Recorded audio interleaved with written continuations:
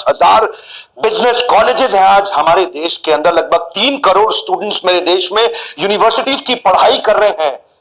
लेकिन एक बड़े स्कैंडल में देश फंसा हुआ है। आप जानते हैं, आज एसोचैम की रिपोर्ट बता रही है 93% स्टूडेंट्स जो पास आउट हो रहे हैं ना, या तो वो अंडर एम्प्लॉयड है या अनएम्प्लॉयड है। आज देश की समस्या अनएम्प्लॉयमेंट नहीं रह गई है, आज देश की समस्या अंडर एम्प्लॉयमेंट बहुत बड़ी है। एक स्टूडेंट जो एजुकेशन लोन लेके माता पिता बड़े सपनों के साथ उसको भेजते हैं एमबीए इंजीनियरिंग के कॉलेजेस के अंदर, हेफ्टी लोन लेता है 20 लाख रुपया। आज एक अच्छा प्राइवेट कॉलेज चार्ज कर रहा है। 20 लाख रुपए लेने के बाद एनपीए 147% बढ़ गया है। लोन की रीपेमेंट स्टूडेंट कर नहीं पा रहे, जितनी की उनकी तनख्वाह लगती है उतने में वो उस इंटरेस्ट को भी मीट नहीं कर पा रहे। उसके एजुकेशन लोन की किस्त तो बहुत छोड़ दो, क्योंकि इनकॉम्पिटेंट फैकल्टीज आती जा रही है। देखिए, कॉलेज को आज क्या चाहिए? प्रॉफिटेबिलिटी चाहिए। प्रॉफिटेबिलिटी के लिए सस्ता प्रोफेसर हायर करना चाह रहे हैं। मैं कई सारे कॉलेजेस में गया, मुझे स्टूडेंट आकर के मिलते हैं, मैं हैरान हो गया देख करके। 35-32 हजार रुपए महीना एक लेक्चरर को हमारे देश के अंदर मिल रहा है, और वही अच्छे लेक्चरर को हार्वर्ड के अंदर 16 लाख रुपए महीना मिल रहा है, स्टैनफोर्ड के अंदर 16.5 लाख रुपए महीना, क्योंकि वो अच्छे प्रोफेसर को रिटेन कर पा रहे हैं। और हमारे कॉलेजेस में क्योंकि अच्छा प्रोफेसर, देखिए अच्छा प्रोफेसर आएगा कहां से? 30-32-35 हजार रुपए महीना आप उसको दोगे, जिसको कोई नौकरी नहीं मिलती वो जाके प्रोफेसर बनता है।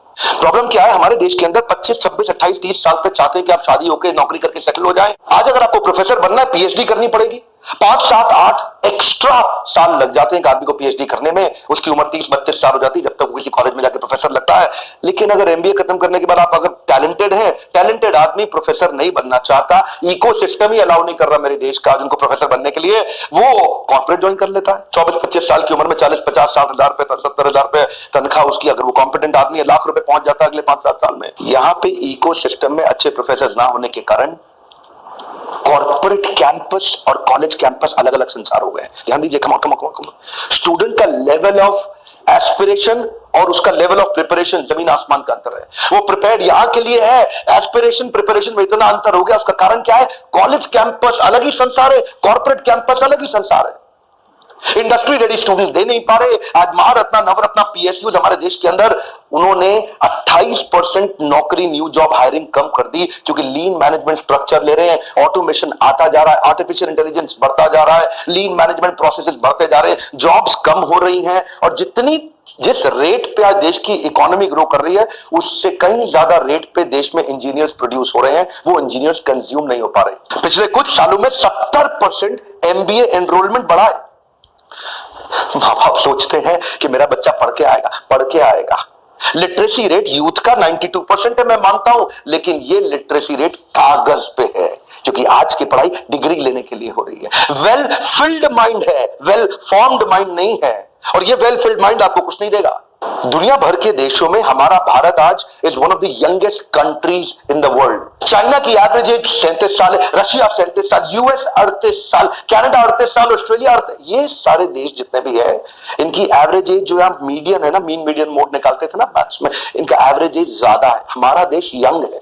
हमारे देश की एवरेज एज है 27, और वो पेपर पे तो लिटरेट है, पढ़ा लिखा है, लेकिन नौकरी एसोचैम बता रहा है एवरेज 20 स्कूल से निकलने के बाद नौकरी 10 हजार रुपए महीने की मिल रही है। सिक्योरिटी गार्ड को भी नौकरी 10, 12, 13 हजार की मिल जाती है। ये हमारे एमबीएस का हाल है। आप दुनिया की बेस्ट यूनिवर्सिटीज के करिकुलम को समझें तो उनका क्या कहते हैं, if you tell me I may forget, if you show me I may remember, if you involve me I will understand and apply. आज हार्वर्ड, स्टैनफोर्ड और वॉटन ये क्लासरूम के लेक्चर नहीं कर रहे, स्टूडेंट्स को continuously project based problem solving case studies के साथ इन्वॉल्व कर रहे हैं। उनको ऐसी सिचुएशन देते हैं जिससे कॉर्पोरेट में जब जाकर के स्टूडेंट ज्वाइन करेगा वो किसी भी प्रॉब्लम को सॉल्व करने लायक बन जाए। तो ऐसा नहीं है कि क्लासरूम में खाली लेक्चर होता रहे, फैकल्टी एक्साइटिंग इतनी है तो स्टूडेंट में एक्साइटमेंट आ जाता है प्रोजेक्ट करने के लिए। हमारे देश की फैकल्टी अब 28 हजार रुपए महीने वाला पीएचडी प्रोफेसर, कहां से एक्साइटमेंट आएगा उसके अंदर? अब उसमें एक्साइटमेंट नहीं है, स्टूडेंट में नहीं है। स्टूडेंट क्लास अटेंड नहीं करना चाहता, बंक मारना चाहता है, वो उसको बचाने के लिए 75% का अटेंडेंस का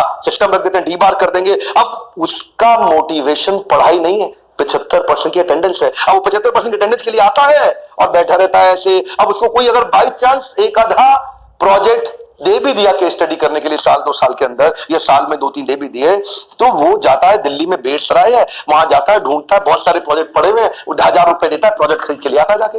और जाके जमा कर देता है। ये हाल है देश में। हार्वर्ड 80% केस स्टडी पे काम करता है, 10% प्रोजेक्ट पे, और केवल 5% लेक्चर दे रहा है। स्टैनफोर्ड में 40% केस स्टडी है, 25% प्रोजेक्ट है, लेक्चर वहां भी 20% है। वॉटन में 40% केस स्टडी, 25% प्रोजेक्ट, लेक्चर वहां भी 20% है। एक रिसर्च में पता चला 38 से 58% students summer internship actual practice करते नहीं, फेक प्रोजेक्ट लेके आते हैं और कॉलेज क्रॉस वेरिफिकेशन करता नहीं है। Incompetent faculties teaching with conventional theoretical classroom based approach. असर क्या हो रहा है? आज कॉर्पोरेट क्या चाहता है? कॉर्पोरेट चाहता है एक आदमी हायर करूं, 5 आदमी का काम कर ले, और हमारे जो बच्चे प्रोड्यूस हो रहे हैं वो 5 आदमी हायर करो, एक का काम नहीं कर पाता। उसका स्किल डेफिसिट इतना बड़ा है कि on a scale of 1 to 10 MBA engineering के बाद उसका स्किल 1.5 भी नहीं है, not even 1.5 out of 10। RBI के फिगर के हिसाब से पिछले साल 20,000 करोड़ का लोन बांटा गया एजुकेशन लोन स्टूडेंट्स को पढ़ने के लिए। 700 बिलियन आईएनआर का लोन पेमेंट अभी भी टोटल आउटस्टैंडिंग बचा हुआ है।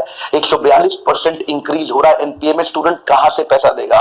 कहां से पैसा देगा? एक्चुअली ये पूरा प्रॉब्लम इसलिए हो रहा है क्योंकि कॉर्पोरेट्स को इंटरव्यू के टाइम पे एमबीए का डिग्री चाहिए। अब क्योंकि एमबीए का डिग्री उनके लिए one of the qualification criteria बन गया, इतने सारे धंधे खुल गए स्कूल कॉलेज के।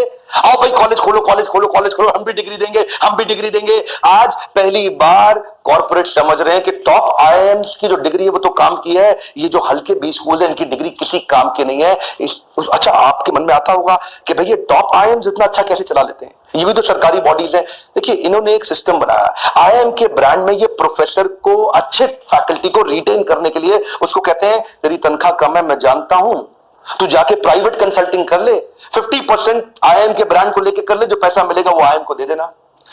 अब कॉलेज में एक प्रोफेसर को फ्रीडम मिल रहा है, उसको आईआईएम का ब्रांड मिल रहा है, उसको रिस्पेक्ट मिल रहा है, उसको बाहर जाके कंसल्टिंग करने के लिए, फ्रीलांसिंग करने का अपॉर्चुनिटी मिल रहा है, और आईआईएम में पढ़ा भी रहा है वो। इसीलिए वो आईआईएम में टिका हुआ है। अच्छा प्रोफेसर टिका हुआ है, नहीं तो वो इंटरनेशनल चला जाएगा। इंडिया में अच्छी फैकल्टी ना होने का खामियाजा जब सारे कॉर्पोरेट्स को भुगतना पड़ रहा था हल्के स्टूडेंट्स को हायर करके, तो पहली बार 3, 4, 5 कंपनीज ने इसको तोड़ा देश में हमारे। Google, Ernst and young, Apple, Starbucks, IBM, bank of America, ये कुछ कॉर्पोरेट्स हैं जिन्होंने पहली बार बिना डिग्री देखे ट्राई